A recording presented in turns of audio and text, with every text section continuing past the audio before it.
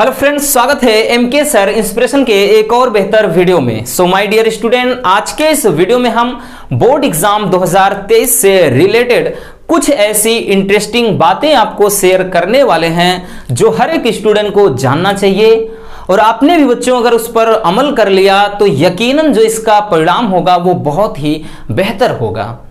और आज की जो यूथ है बच्चों, सबसे पहले ध्यान से समझना कि जो आज की युवा पीढ़ी होती है वो किसी भी चीज को लेकर के बहुत ही ज्यादा डिप्रेस्ड हो जाती है और बहुत ही ज्यादा माइंड पे प्रेशर ले लेती है। बहुत सारे बच्चे बोल रहे थे कि सर हम पढ़ते हैं लेकिन कुछ समय के बाद चीजें हमारे दिमाग से निकल जाती हैं।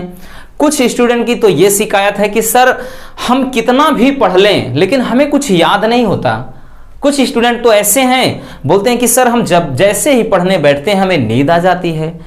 तो देखिए, ये समस्या हर एक स्टूडेंट के साथ होना जायज है, क्योंकि पढ़ाई में हर कोई टॉपर नहीं हो सकता और पढ़ाई में हर कोई एक जैसे नहीं हो सकता। लेकिन बच्चों, आपको अब बोर्ड एग्जाम है तो आपको इस समय तो आपको कुछ ना कुछ तो करना ही होगा, ठीक है ना। देखिए, एग्जाम ये जो है सबसे पहले आपकी एक प्रतिभा का छोटा टेस्ट है। आप जिंदगी के पहले पड़ाव में हैं और आपका जो आईक्यू लेवल है उतना डेवलप नहीं है। तो ऐसे समय में आप थोड़ा चिल करिए, एग्जाम को बहुत ही लाइटली लीजिए, ना कि एक प्रेशर, एक बोझ समझ लीजिए। हमने कई बार बताया है, कोई यूपीएससी का एग्जाम नहीं देने जा रहे हैं कि फेल हो गए तो जिंदगी बर्बाद, कैरियर बर्बाद। पहली बात तो आप फेल नहीं होंगे अगर आप हमारी शरण में आए हैं।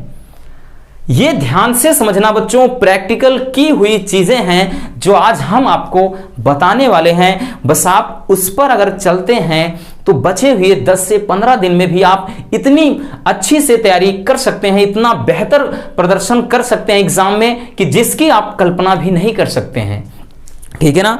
चलिए, सबसे ज्यादा जरूरी है, कुछ ऐसी बातें हैं बच्चों आपको ध्यान में रखना। आपने बहुत सारी वीडियोस तो देखी होगी, बोलते हैं ये पढ़ लो, ऐसा पढ़ लो, इतना पढ़ लो, वो पढ़ लो, लेकिन इस समय जरूरी है तो बच्चों एक बेहतर रणनीति की है। हम हमेशा से ये बात बोलते चले आए हैं, ठीक है ना। करना क्या है बच्चों, ध्यान से समझना, हमें करना क्या है। तो सबसे पहला पॉइंट तो क्या करना है, सभी सब्जेक्ट के लिए क्या करना है, समय सारणी निर्धारित करना है। समय सारणी।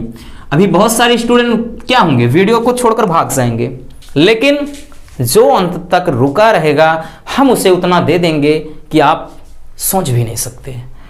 अब बहुत सारे बच्चे ये भी कहेंगे तो इसमें क्या नई बात है, ये तो सर हर एक टीचर बताते हैं। लेकिन बच्चों, इसके पीछे भी एक लॉजिक है। बहुत सारे टीचर को आपने देखा होगा, उसमें ये बताएंगे बस इतना, भाई इतने घंटे से ये पढ़ लीजिए, इतने घंटे से वो पढ़ लीजिए, इतने घंटे से ये। हम ये नहीं कहते हैं बच्चों 4 से 5 ये पढ़ो, 5 से 6 ये पढ़ो, 6 से 7 वो पढ़ो। टाइम टेबल एक ऐसा होना चाहिए जो आप खुद फॉलो कर सको, ठीक है ना। किसी के दिखाने के लिए नहीं कि मैंने 10 घंटे का टाइम टेबल बना लिया है, नहीं। किसी के दिखाने के लिए नहीं, किसी को बताने के लिए नहीं, बल्कि ऐसा टाइम टेबल, आप भले ही घूमने गए हो, टहलने गए हो, आओ जब टाइम मिलता है लग जाओ। ऐसा टाइम टेबल जो आप खुद फॉलो कर सको। और टाइम टेबल बनाने का मतलब यह है बच्चों हमारा कि हर एक सब्जेक्ट को आप टाइम दीजिए। हर एक सब्जेक्ट को टाइम देने का यहां समय सारणी से मतलब है, बाकी और कुछ नहीं है। बहुत सारे बच्चे क्या हैं, 4-4 घंटे पढ़ते हैं तो मैथ ही लगाते रहते हैं।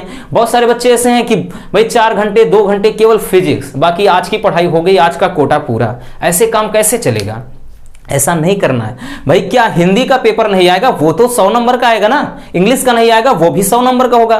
तो आप उसको भी उतना टाइम क्यों नहीं देते हैं, ये ज्यादा जरूरी है बच्चों। इसलिए इसको बढ़िया तरीके से समझ लेना। और कुछ स्टूडेंट ऐसे हैं, आधे घंटे ये, आधे घंटे वो, आधे घंटे ये, 1 घंटे में 2 घंटे में सब लपेट दिए। तो इससे सब चीज क्या हो जाएगा, खिचड़ी हो जाएगा। भाई अगर हम आपको दाल चावल सब्जी रोटी, उसी में फिर क्या करते हैं फल फूल केला सेब संतरा अंगूर डाल देंगे, फिर मिक्सर मशीन में डाल करके मिक्स कर दिए, लो आप खा लो, क्या टेस्ट मिलेगा, मिलेगा नहीं। हर एक चीज का टेस्ट तभी मिलेगा रसगुल्लों जब उस चीज को आप अलग अलग, ठीक है ना, अलग अलग हर एक चीज का टेस्ट लोगे तब उसका टेस्ट मिलेगा, तब मजा आएगा। और ऐसे ही इसमें करना है।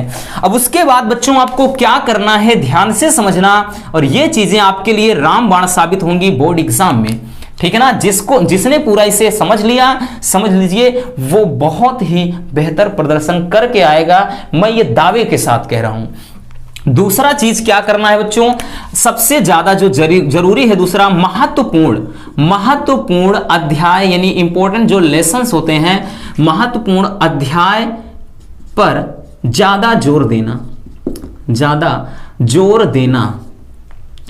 अब देखिए जो आपके मोस्ट इंपॉर्टेंट लेसन होते हैं, अब ऐसे समय में केवल आप उन्हीं पर ज्यादा फोकस करें। अब आप कहेंगे कैसे पता, देखिए आपके पास जो भी क्वेश्चन बैंक होगा उसमें देखिए बच्चों पहले दूसरे तीसरे पेज में ही साइड में दिया रहता है कि इस लेसन में इतने नंबर का पूछा जाता है। जैसे फिजिक्स में लाइट वाला चैप्टर है तो 13 नंबर का आता है, ठीक। उसके बाद क्या है, इलेक्ट्रिक से संबंधित है तो उसमें भी क्या है 12-13 के नंबर के करीब आता है। तो ऐसे ऐसे टॉपिक को यानी ऐसे ऐसे लेसन को क्या करना है, फिजिक्स और केमिस्ट्री, खास तौर पे फिजिक्स और केमिस्ट्री में ऐसे टॉपिक पर ज्यादा फोकस करना, और जो बायोलॉजी वाले हैं जो क्या हो सबसे ज्यादा जहां से पूछा जाता हो उस टॉपिक को आप क्या करिए, टिक करिए और उस पर ज्यादा फोकस करिए। उसके बाद बच्चों क्या करना है आपको, ठीक है ना, उसके बाद क्या करना है ध्यान से समझना, फिर आपको ये चीज के जरूरी यानी इन सभी चीजों से भी ज्यादा जरूरी एक चीज है, वो ये है कि पढ़ाई के बीच में, क्योंकि बहुत सारे बच्चे ये नहीं करते हैं, कहते हैं अरे ये फालतू की चीजें हैं।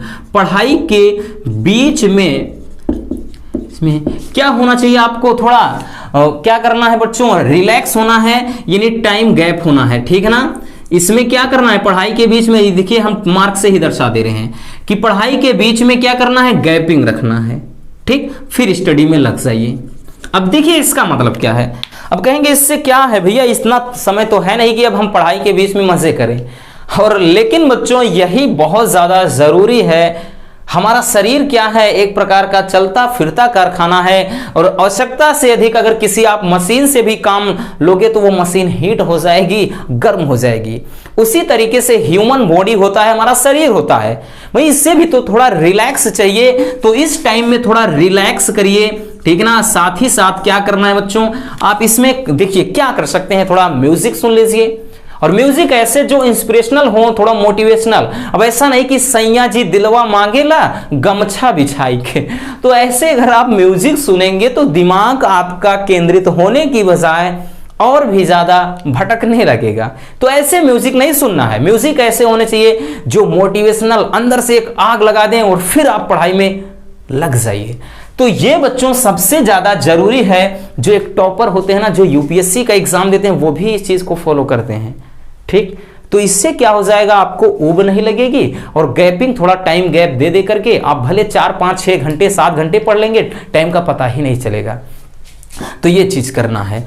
उसके बाद बच्चों क्या करना है, उसके बाद सबसे ज्यादा जरूरी जो चीज है इस टाइमिंग कि 4 से 5 वर्ष में सबसे ज्यादा पूछे जाने वाले प्रश्नों पर, सबसे ज्यादा पूछे जाने वाले प्रश्नों का अभ्यास करना है। और जो प्रश्नों का अभ्यास भी करना है तो बच्चों कैसे करना है, लिख करके करना है। इसको क्या करना है, कॉपी में लिख कर। अब ऐसा नहीं कि बस आप बस टिक कर लीजिए क्वेश्चन बैंक लेकर के बस ऐसे मंत्र का जाप करने लगो, ठीक है ना। तो ये नहीं करना है, यानी आपको चीजों को लिख करके प्रैक्टिस करना है, ताकि एग्जाम में भी आपकी मतलब क्या हैबिट बनी रहेगी, तो वहां पर भी आप धुआं कर दोगे। तो इस समय बच्चों सबसे ज्यादा हमें इस पर देखना है कि 4 से 5 वर्ष में सबसे ज्यादा पूछे जाने वाले प्रश्नों का अभ्यास करना है, बार बार उस चीज को प्रैक्टिस करना है। क्वेश्चन पेपर आप उठाइए, यानी जो क्या कहते हैं अनसॉल्व पेपर होता है, और पिछले 4 से 5 साल के जो क्वेश्चन सेट हैं उनमें से सबसे ज्यादा जो पूछे गए हैं उनको छांटिए, और उसके बाद उन पर आप जोर दीजिए, ठीक। अब इसके अलावा क्या करना है भैया, हमें करना है, इसके बाद जो करना है बच्चों क्या करना है कि स्कोरिंग, ठीक, स्कोरिंग वाले टॉपिक्स पर ज्यादा जोर देना है। यानी स्कोरिंग वाले से मतलब है बच्चों कि इस समय जो सबसे ज्यादा, ठीक है ना, बोर्ड एग्जाम में जो सबसे ज्यादा मार्क आपको देंगे उन टॉपिक को तो आप इग्नोर बिल्कुल भी नहीं कर सकते हैं। जैसे इंग्लिश में क्या है, अनसीन पैसेज 15 नंबर का पूछा जाता है, आर्टिकल 10 नंबर का, लेटर राइटिंग 10 नंबर का। तो इस तरह से ये जो टॉपिक होते हैं ये 5-10 नंबर वाले। हिंदी में चले जाओ, निबंध है भैया 9 नंबर का, उसके बाद प्रार्थना पत्र 6 नंबर का, ठीक। उसके बाद क्या है, साहित्यिक परिचय जो होता है बच्चों हिंदी में, और उसके अलावा जो श्लोक होता है और अनुवाद होता है संस्कृत का 7-7 14 नंबर के। तो ये क्या होते हैं, और कहानी का सारांश। तो ये सभी बच्चों सबसे ज्यादा जो आपके स्कोरिंग टॉपिक होते हैं उन पर आप बहुत ज्यादा फोकस करिए। यदि स्कोरिंग वाले जो टॉपिक्स हैं उन पर जितना हो सके उतना ज्यादा आप ध्यान दीजिए। तो ये बच्चों कुछ ऐसी रणनीति हमें बनानी पड़ेगी, तभी हम बचे हुए दिनों में भी एक बेहतर तैयारी की ओर अग्रसर हो सकते हैं। क्योंकि ये चीजें कोई बताता नहीं है, ठीक है ना। आप बहुत इधर उधर देंगे लेकिन कोई नहीं बताएगा कि कैसे पढ़ना है। क्योंकि बच्चों इस समय जरूरी ये नहीं कि आप कितना पढ़ रहे हैं, जरूरी ये है कि आप कैसे पढ़ रहे हैं। और वही जो पढ़ने का तरीका होता है और जो एक रणनीति होती है, हम हमेशा से बोलते चले आए हैं, वही क्या है, एक बेहतर प्रदर्शन कराने में मदद करता है। तो ये बच्चों कुछ इंपॉर्टेंट क्या है टॉपिक्स, मतलब कुछ इंपॉर्टेंट चीजें ऐसी हैं जो आपको थोड़ा विजुलाइज करनी है, रिमेंबर करनी है, दिमाग में रखनी है, ताकि बच्चों बचे हुए समय में भी आप बेहतर तैयारी कर सकें। और ये प्रैक्टिकल की हुई चीजें हैं, बहुत सारे बच्चों ने इस पर अमल किया है और यकीनन इसका परिणाम भी बहुत ही अच्छा मिला है। तो बस आज के इस वीडियो में उम्मीद करता हूं कि इससे आपको बहुत ज्यादा मदद मिली होगी। तो अगर वीडियो पसंद है तो बच्चों प्लीज वीडियो को लाइक कर देना, और नए हैं तो चैनल को सब्सक्राइब जरूर कर लीजिए। मिलते हैं किसी और ऐसे मजेदार वीडियो के साथ। बाकी आपको टेंशन नहीं लेना है, टेंशन नहीं लेना है। रसगुल्लो मोनू सर आपके साथ है ना, बस लगे रहेंगे, हम भी आपसे ज्यादा मेहनत करेंगे, लेकिन आपको हम बेहतर से बेहतर देने का प्रयास करेंगे। और जब तक आपका एग्जाम अच्छे से नहीं हो जाए भाई, हम भी कसम खा लिए हैं कि हमें सुकून से नहीं बैठना है। तो बस मिलते हैं किसी और ऐसे मजेदार वीडियो के साथ। Love you, bye bye, take care.